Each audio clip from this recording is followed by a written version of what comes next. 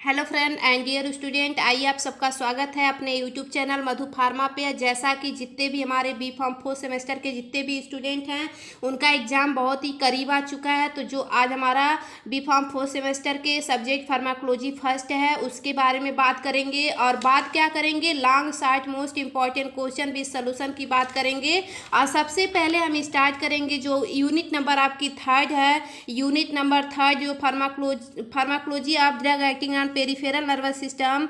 और इसमें क्या है, हमारे parasympathomimetic, parasympatholytic, sympathomimetic, sympatholytic, neuro humoral blocking agent, skeletal muscles relaxant, local anaesthetic, drug acting on myasthenia gravis और ग्लूकोमा। मतलब इन सारे में से जो आपके मोस्ट इंपॉर्टेंट क्वेश्चन होंगे, इसके मोस्ट इंपॉर्टेंट क्वेश्चन और इसके सोल्यूशन को मैं आपको बताऊंगी। और आप लोग इस वीडियोज को बहुत ही बेहतर तरीके से देखिएगा। अगर बेहतर तरीके से आप लोग देखते हैं तो आपका एग्जाम बहुत ही बेस्ट, एकदम ज़बरदस्त तरीके से मैं आपको चैलेंज देती हूँ और एकदम पूरा क्लियरिटी से बताती हूँ कि आपका एग्जाम बहुत ही क्लियर और बहुत ही बेस्ट, आप लोग टॉप करेंगे इस सब्जेक्ट में, जो मैं दावे के साथ बोलती हूँ। बट क्या है कि आप लोग अच्छे से इस वीडियोज को देखिएगा। तो आइए चलते हैं हम लोग। आज जिसका फर्स्ट डे होगा, जो लोग फर्स्ट डे चैनल को ज्वाइन किए होंगे वो लोग चैनल को लाइक और सब्सक्राइब जरूर कर देंगे ताकि नेक्स्ट वीडियोज़ का नोटिफिकेशन आप तक बहुत ही जल्द पहुँचे। अभी तो मैं थर्ड का और फर्स्ट और सेकंड की इंपॉर्टेंट क्वेश्चन बताऊंगी, फोर्थ और फिफ्थ की बताऊंगी। तो चलिए, जो यूनिट थर्ड है उसके important question, what is sympathomimetic, इस classification, pharmacological action, adverse effect, use of adrenaline. जो एड्रेनलिन है ये हमारे सिम्पैथोमाइमेटिक कैटेगरी का ड्रग है, इसके फार्माकोलॉजिकल एक्शन, एडवर्स इफेक्ट और यूज की बात करेंगे। ठीक है, तो चलिए सबसे पहले आई होप आपको मेरी बातें समझ में आ रही होंगी। तो सिम्पैथोमाइमेटिक क्या होता है, जो हमारा सिम्पैथोमाइमेटिक है टू ग्रीक वर्ड से मिलके बना है, सिम्पैथो और माइमेटिक। जो सिम्पैथो होता है ए सिंपैथेटिक नर्वस सिस्टम, सिम्पैथो का मतलब सिंपैथिक नर्वस सिस्टम और माइमेटिक का मतलब कॉपी द एक्शन। मतलब ये क्या होता है, सिम्पैथोमाइमेटिक ड्रग ऐसे ड्रग होते हैं जो हमारे सिंपैथिक नर्वस सिस्टम की कॉपी करते हैं, उसी को सिम्पैथोमाइमेटिक बोला जाता है। तो देखिए यहाँ पे हम डिफिनेशन लिखे हैं, sympathomimetic drug are those medicine that copy or stimulate the action of the sympathetic nervous system, the fight or flight system of our body। मतलब ये सिम्पैथोमाइमेटिक ड्रग ऐसे ड्रग होते हैं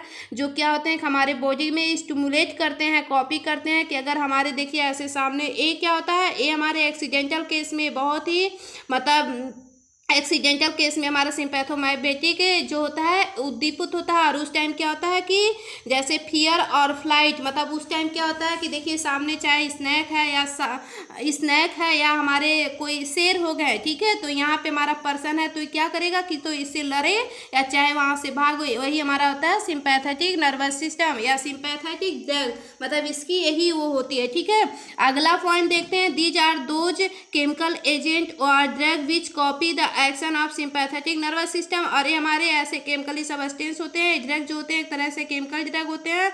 ये क्या काम करते हैं, हमारे सिंपैथेटिक नर्वस सिस्टम की कॉपी करते हैं, उसके एक्शन को कॉपी करते हैं। अगला पॉइंट देखते हैं, the drug bind with adrenergic receptor alpha and beta give their action. और ये जो हमारे सिम्पैथोमाइमेटिक ड्रग होते हैं वो क्या काम करते हैं, एड्रेनर्जिक रिसेप्टर से बाइंड होते हैं।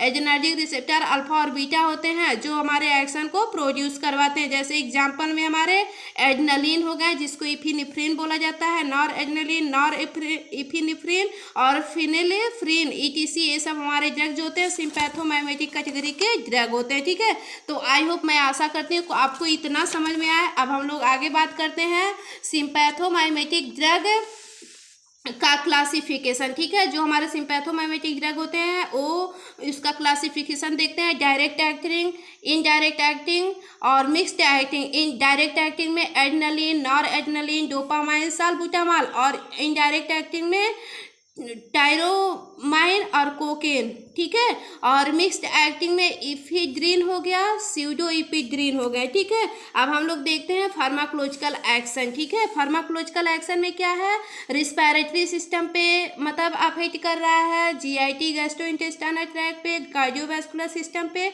तो रिस्पिरेटरी सिस्टम में क्या, on B2 receptor, bronchodilator, alpha receptor present in the blood vessels of nasal mucosa, causes vasoconstriction of nasal mucosa, GIT gastrointestinal tract में relaxation of GI smooth muscles, मतलब हमारे stomach की बात हो रही है यहाँ पे, GI to gastrointestinal.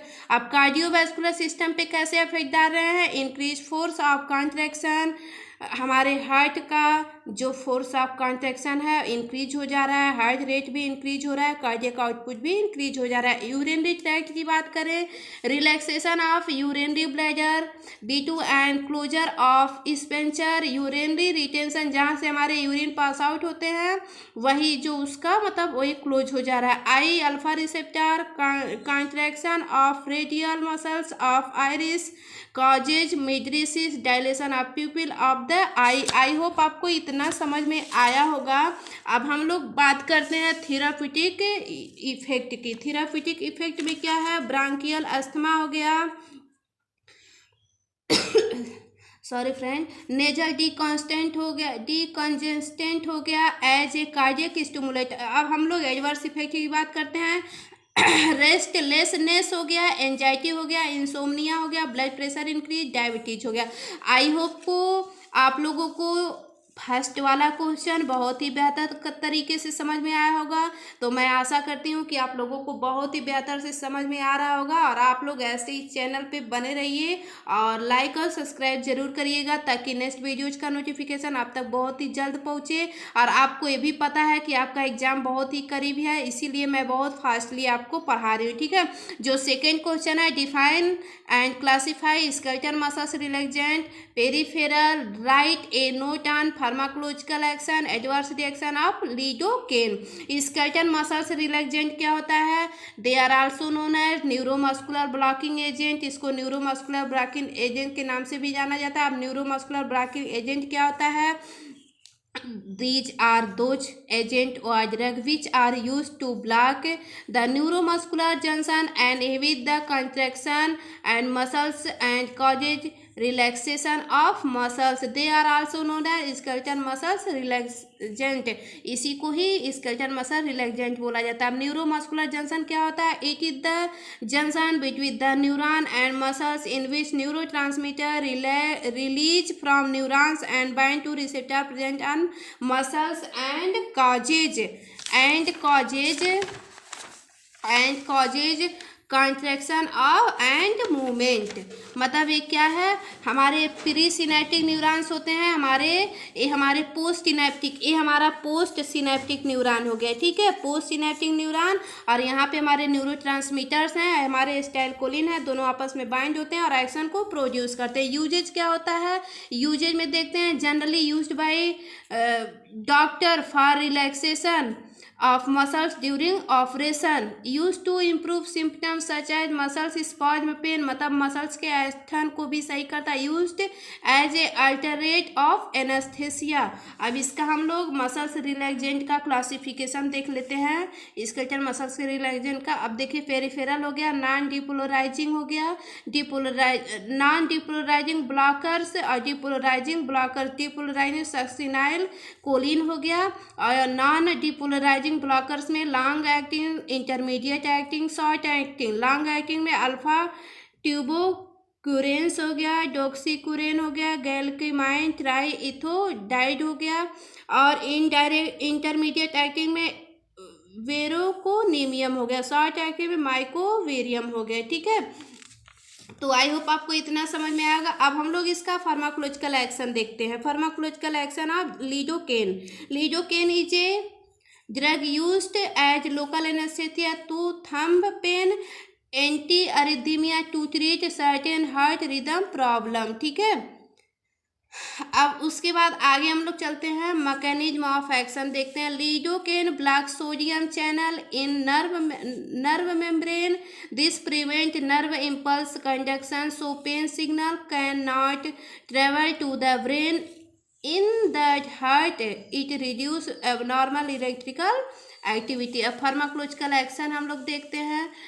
Local anaesthetic action, cause loss of sensation, pain relief, cardiac action, control ventricular arrhythmic irregular heart beat rapid onset and moderate duration of action. इतना आप लोग लिखिएगा। अब जो आपका थर्ड क्वेश्चन है, आई होप आपको बहुत ही अच्छे से समझ में आ रहा होगा। अब हम लोग थर्ड क्वेश्चन की बात करते हैं। जो थर्ड क्वेश्चन है, define local anaesthetic, give suitable example, discuss about mechanism of action, adverse effect and clinical use. अब सबसे पहले एनेस्थेसिया क्या होता है? Anaesthesia is a temporary loss of sensation feeling in the body. मतलब एनेस्थेसिया क्या होता है कि हमारे बॉडी की लॉस ऑफ सेंसेशन, मतलब बॉडी में ए टेम्पोररी मतलब लॉस ऑफ सेंसेशन होता है। It is produced by drug called anaesthetic agent. It help to prevent pain drug during surgery और मेडिकल प्रोसीजर। एक क्या है? मेडिकल प्रोसीजर है। ठीक है, आगे चलिए, आगे हम लोग बात करते हैं। आगे अब देखिए लोकल एनेस्थेसिया क्या होता है। ठीक है, लोकल एनेस्थेसिया, लोकल एनेस्थेसिया का मतलब समझिए, जैसे जैसे छोटा सा कट लग गया तो यहीं पे केवल इतने ही जगह पे मतलब लोकली सुन्न किया जाए, ऐसे मतलब ऐसे भाषा में समझिए, यही हमारा लोकल एनेस्थेसिया होता है। ठीक है, local anaesthesia is a temporary loss of sensation in a specific part of the body. मतलब ये क्या कह रहा है कि लोकल एनेस्थेसिया जो होता है टेम्पोररी लॉस ऑफ सेंसेशन होता है जो एक स्पेसिफिक जगह पे, जैसे जैसे मैंने बताया। ठीक है, the patient remain fully conscious, और जो पेशेंट होता है फुल रूप से कॉन्शियस होता है। It is produce by drug called local anaesthesia, drug like lidocaine. और जो हमारा लिडोकेन होता है ये हमारे लोकल एनेस्थेसिया कैटेगरी का ड्रग होता है। ठीक है, it work by blocking nerve impulse so pain signal can not reach the brain. और ये क्या काम करता है कि हमारे नर्व इम्पल्स को ही ब्लॉक कर देता है लिडोकेन, और हमारे पेन जो होते हैं वो ब्रेन तक हमारे नहीं पहुंच पाते। लोकल एनेस्थेसिया पूछा तो नहीं है, लेकिन हम बता दिए इसका मतलब क्लासिफिकेशन लोकल एनेस्थेसिया का। लोकल एनेस्थेसिया जो है टू टाइप का होता है, सरफेस और इंजेक्टेबल। सॉल्युबल, इनसॉल्युबल, सॉल्युबल में लिडोकेन, टेट्राकेन, कोकेन, और इनसॉल्युबल में बेंजोकेन। अब नॉन इंजेक्टेबल में मतलब ये इंजेक्शन से नहीं, low potency, short duration, procaine, chloroprocaine, intermediate potency में लिडोकेन, और पायरोकेन, हाई पोटेंसी में टेट्राकेन ए हो गया। ठीक है, तो आई होप आपको इतना समझ में आया होगा। अब हम लोग देखते हैं मैकेनिज्म ऑफ एक्शन। इसका मैकेनिज्म ऑफ एक्शन जो हमारा मतलब लोकल एनेस्थेसिया है। ठीक है, सबसे पहले देखिए हम यहाँ पे डायग्राम बनाए हैं। कोई पर्सन है, उसके मसल्स में शार्प मतलब चुभ हो रहे हैं, मसल से शार्प चुभ हुए। हमारे जो एक क्या है, नर्वस सिस्टम है, इसका जो टर्मिनल एक्सॉन है हमारे इससे मसल से ऐड है। ठीक है, तो हमारे जो सेंसरी न्यूरॉन्स होते हैं वो हमारे मैसेज को ब्रेन तक पहुंचाते हैं। तुरंत ये ब्रेन तक मैसेज को पहुंचाता है कि पेन हो रहा है। सेंट्रल नर्वस सिस्टम तुरंत उद्दीप मतलब इसको बताता है। ठीक है, सेंट्रल नर्वस सिस्टम मैसेज दिया ऑर्गन को, ऑर्गन जो है मैसेज दिया motor neuron, central nervous system को, और मोटर न्यूरॉन्स और सेंसरी न्यूरॉन न्यूरो ट्रांसमिशन को बताते हैं। ठीक है, अब इसके देखिए नॉर्मल रेस्टिंग कंडीशन में होता है when no impulse generate, no sensation, impulse नहीं जनरेट होगा, सेंसेशन नहीं होगा। ये हमारे डायग्राम हो गया। इंट्रासेलुलर फ्लूइड और इंट्रासेलुलर फ्लूइड हो गया, एक्स्ट्रा हो गए, उसके बाद सोडियम आयंस हो गए, इनका आदान प्रदान नहीं हो रहा है। लोकल रिसेप्टर हो गए, एक्सटर्नल मेम्ब्रेन हो गए, ये सब हमारे सोडियम गेटेड ये सब आ गए। अब activated any signal impulse generate, M gated open, sodium channel open, sodium ions influx, depolarization, sensation, response मिल गया। ठीक है, अब आगे चलिए, आगे हम लोग देखते हैं। आई होप आपको समझ में आ रहा है ना। अब देखिए यहाँ पे ये डायग्राम बना दिए हैं। देखिए सोडियम चैनल्स हमारे अंदर आने लगे, एक्टिवेट हो गए। ठीक, अब उसके बाद inactivated blocked statement, now local anesthesia drug introduced into body which can easily cross membrane axonal, now in intracellular it dissociated into depolarization BH, B minus H plus, now B minus bind with local anesthesia receptor which close block the sodium channel with the help of halt gated depolarization stop, loss of reversible sensation. एक diagram बना दीजिएगा। You can write about some drug in detail. Cocaine, lidocaine हो गया, use में loss of sensation, reduce pain, nerve block, used in ointment injection, ये हो गया। उसके बाद इसके हम एडवर्स इफेक्ट को देखते हैं। एडवर्स इफेक्ट में क्या है? एडवर्स इफेक्ट में मसल्स ट्विचिंग हो गया, हाइपोटेंशन हो गया, रिड्यूस ऑफ स्किन हो गया, अस्थमा हो गया। अब हम लोग फोर्थ क्वेश्चन की बात करते हैं। Right side note and myasthenia gravis, glaucoma और पैरासिम्पैथोमाइमेटिक। मिस्थेमिया ग्रेविस क्या होता है? ये देखिए, मिस्थेमिया ग्रेविस का मैं यहाँ पे डायग्राम बना दी हूँ। मसल्स एक्टिवेशन हो गया, मसल्स सेल हो गया, मसल्स एक्टिवेशन इनहिबिटर। अगर मिस्थेमिया ग्रेविस पूछता है तो जरूर बनाइएगा। हमारे स्टेलकोलिन है, यहाँ पे देखिए ऑटो स्टेलकोलिन एंटीबॉडीज यहाँ पे बढ़ गए हैं, ठीक है। ये हमारे नर्व हो गए। अब देखिए, जो हमारा मिस्थेमिया ग्रेविस होता है, क्या होता है? The name myasthenia gravis is derived from Latin word meaning grab muscles weakness. Grab muscle जो होते हैं वीक हो जाते हैं। Myasthenia gravis is a chronic auto immune disorder. एक क्रोनिक ऑटो इम्यून डिसऑर्डर होता है in which antibody develop and neuromuscular receptor at the muscles and result in decreases in number of acetylcholine receptor is causes weakness of skeletal muscles। और इसमें हमारी क्या होते हैं? skeletal muscles जो होती हैं वो वीक हो जाती हैं। और यही डायग्राम आप लोग बना दीजिएगा, ठीक है। अब चलिए आगे हम लोग देखते हैं इसके सिम्पटम्स क्या होते हैं। सिम्पटम्स में ये होता है, डबल विजन होता है, ड्रो ओपनिंग आईलिड होती है, डिफिकल्ट इन टैल्किंग होती है, डिफिकल्ट इन स्वेलिंग और मतलब कुछ चबाने में और निगलने में मतलब डिफिकल्ट होती है, ब्रीथ करने में मतलब सांस लेने में दिक्कत होती है। अब ग्लूकोमा क्या होता है? ग्लूकोमा का यही डायग्राम है। देखिए, ग्लूकोमा जो होता है हमारे आइज में ये दिक्कतें होती हैं। हमारी नॉर्मल आइज हैं, ठीक है। Drain canal allow fluid to follow it, drain canal blocked, fluid blocked मतलब यहाँ पे हमारे फ्लूइड ब्लॉक हो गए हैं, प्रेशर हो गया है, presence damage the optic nerve. और हमारे ग्लूकोमा में क्या होता है? ऑप्टिक नर्व जो होती है डैमेज हो जाती है, ठीक है। Glaucoma is a group of disease characterize by progressive from optic nerve damage. इसमें ऑप्टिक नर्व डैमेज हो जाती है। This is generally but not necessary associated with raised intracellular tension but the etiology of unknown. There are mainly risk factor. The main two goal in the treatment of glaucoma is either reducing secretion of aqueous humus. Aqueous humus मतलब हमारे eyes में जो मतलब जलीय पदार्थ होते हैं उसकी कमी हो जाती है बाय प्रमोटिंग इस ड्रेजेस, और इसको प्रमोट किया जाता है, ठीक है। अब आगे चलिए। There are 4 different types of glaucoma with included all 4 type of glaucoma are caused by different rays: chronic open angle glaucoma, acute closed glaucoma, secondary glaucoma, normal tension glaucoma। अब हम लोग सिम्पटम्स देखते हैं। सिम्पटम्स में क्या है? Blood vision, nausea, vomiting और severe आई pen. अब हम लोग एक थर्ड देखते हैं। ये सब क्या है? हम आपको 10 मार्क्स के क्वेश्चन बता रहे हैं। अब इसमें आपको 2 नंबर 7 मार्क्स जो भी पूछता है आप लोग वैसे लिखिएगा, ठीक है। पैरासिम्पैथोमाइमेटिक क्या होता है? Parasympathomimetic are drug that mimic the action of the parasympathomimic nervous system. They also called as cholinergic drug। इसको कोलिनर्जिक ड्रग के नाम से भी जानते हैं। These drug act like acetylcholine और इंक्रीजेज इस इफेक्ट इन द बॉडी।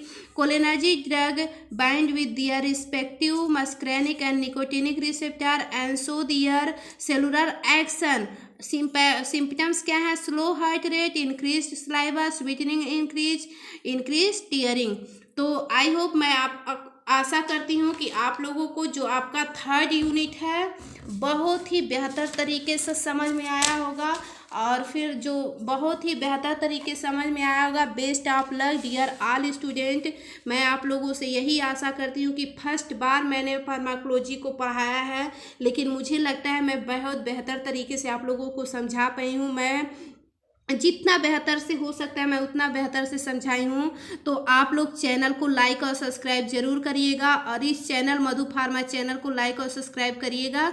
और आप लोग क्या करिएगा कि इस सारे इम्पोर्टेंट क्वेश्चन को पढ़ के बेहतर तरीके से जाइएगा और एग्ज़ाम में एकदम बेहतर तरीके से लिख के आइएगा। और आप लोग कमेंट जरूर करिएगा कि हाँ मैम आप जो पढ़ाई थी बहुत सारे क्वेश्चंस मतलब बहुत ही अच्छे से मिले थे और हम लोगों ने एकदम अच्छे से लिख के आया। मैं जैसे बताई हूँ, अगर आप लोग ऐसे ही लिखते हैं तो मैं पक्का बोलती हूँ पास तो कोई रोक नहीं सकता है और फेल का तो नामो निशान नहीं रहेगा। ठीक है, तो thank you so much all of you. मिलते हैं आप लोगों से नेक्स्ट लेक्चर में, नेक्स्ट वीडियोज़ के साथ, नेक्स्ट लेक्चर में मोस्ट इम्पॉर्टेंट क्वेश्चन के साथ। Thank you so much all of you.